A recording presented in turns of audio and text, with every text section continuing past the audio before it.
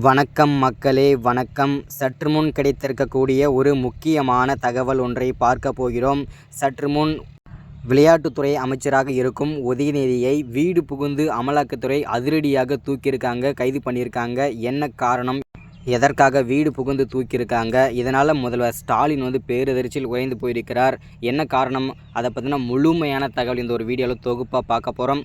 அதற்கு முன்பு நமது சேனலுக்கு நீங்கள் புதிய பார்வையாளராக இருப்பதற்கு வாய்ப்புகள் நிறையவே இருக்கிறது. ஸோ முடிஞ்ச அளவுக்கு மறக்காமல் எல்லோரும் சப்ஸ்கிரைப் பண்ணுங்கள். சப்ஸ்கிரைப் பண்ணிவிட்டு பக்கத்தில் ஒரு பெல் பட்டன் வரும், அதை கிளிக் பண்ணி ஆல் ஆப்ஷனில் போட்டு வச்சுக்கோங்க. தொடர்ந்து நம்ம வீடியோ போட்டோம்னா நோட்டிஃபிகேஷன் உங்களுக்கு வரும். அது மட்டும் இல்லாமல் வீடியோ பார்க்குற எல்லோரும் மறக்காமல் லைக் பண்ணுங்கள், ஷேர் பண்ணுங்கள், சப்போர்ட் பண்ணுங்கள். ஓகே, வாங்க வீடியோக்குள்ளே போகலாம்.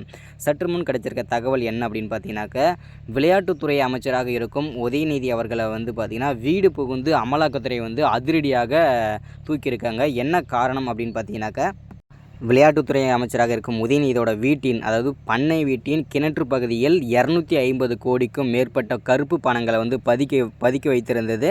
அமலாக்கத்துறைக்கு பார்த்திங்கன்னா ரகசிய தகவல் கிடைத்திருந்தது. இந்த ரகசிய தகவலின் அடிப்படையில் இந்த 250 கோடியுமே அமலாக்கத்துறை அதிரடியாக சோதனை நடத்தி இது மீட்டெடுத்திருக்காங்க. அமலாக்கத்துறை முடக்கியிருக்காங்க. ஸோ இதனால் அதிரடியாக உதயநிதியை பார்த்திங்கன்னா அதிரடியாக கைது பண்ணியிருக்காங்க. இதனால் முதல்வர் ஸ்டாலின் பேரதிர்ச்சியில் உறைந்து போயிருக்கிறார். என்ன காரணம் அப்படின்னு பார்த்தீங்கன்னா, இதுதான் காரணம்.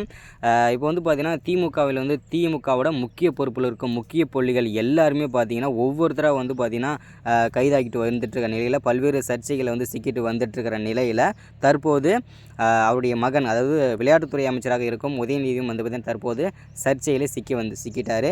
ஸோ இதனால் பார்த்திங்கன்னா பேரதிர்ச்சியில் உறைந்து போயிருக்கிறார் முதல்வர் ஸ்டாலின். ஸோ இதனால் இந்த பணம் பார்த்திங்கன்னா பல்வேறு கருப்பு பணங்கள், அது மட்டும் இல்லாமல் சொத்து குவிப்பு, ஸோ இந்த மாதிரி பல்வேறு விதமான டாக்குமெண்ட் எல்லாமே கண்டுபிடிச்சிருக்காங்க அமலாக்கத்துறை.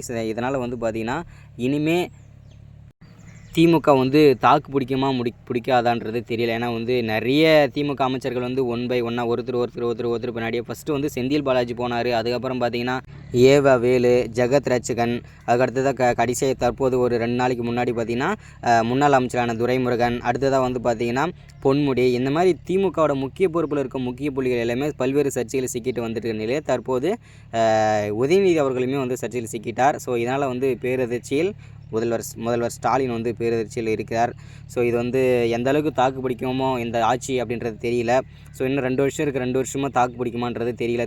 திமுக அதுக்குள்ளே இல்லை இடைத்தேர்தல் வருமா, ஆட்சி கலைப்பாங்களா, ஸோ இதை பற்றின பேச்சுவார்த்தைகள் எல்லாமே நடந்துகிட்ருக்கு.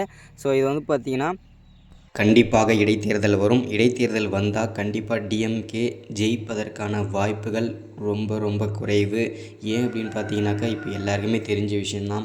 டிஎம்கே, அதாவது திமுகவோட முக்கிய பொறுப்பில் இருக்க முக்கிய புள்ளிகள் எல்லாருமே பார்த்திங்கன்னா கைதாகி வந்துட்டுருக்கும் நிலையில், அதே மாதிரி பல அமைச்சர்கள் பல்வேறு சர்ச்சைகளில் சிக்கிட்டு வந்துட்டுருக்கும் நிலையில் அவங்க ஜெயிப்பாங்களான்றதே பெரும் டவுட்டு தான். ஸோ அது மட்டும் இல்லாமல் நிறைய திமுக அமைச்சர்கள் கைதாகிட்டு வந்துட்டுருக்காங்க. ஃபஸ்ட்டு செந்தில் பாலாஜி பிள்ளையார் சொல்லி போட்டு ஆரம்பித்து வச்சார். ஜெகத் ரட்சகன், ஏவா வேலு, ஸோ அதுக்கப்புறம் முன்னாள் அமைச்சரான பொன்முடி, ஸோ இந்த மாதிரி முக்கிய பொறுப்பில் இருக்க முக்கிய புள்ளிகள் எல்லாருமே இந்த மாதிரி பண்ணிட்டுருக்க நிலையில் தான் இது நடந்துட்டு வருது. ஸோ இதோட வீடியோ தொடர்ச்சி அடுத்தடுத்த வீடியோவில் தொடர்ந்து பார்க்கலாம். மறக்காமல் நம்ம சேனலை சப்ஸ்கிரைப் பண்ணுங்கள், லைக் பண்ணுங்கள், ஷேர் பண்ணுங்கள், சப்போர்ட் பண்ணுங்கள். அடுத்த வீடியோவில் பார்க்கலாம். தேங்க்யூ.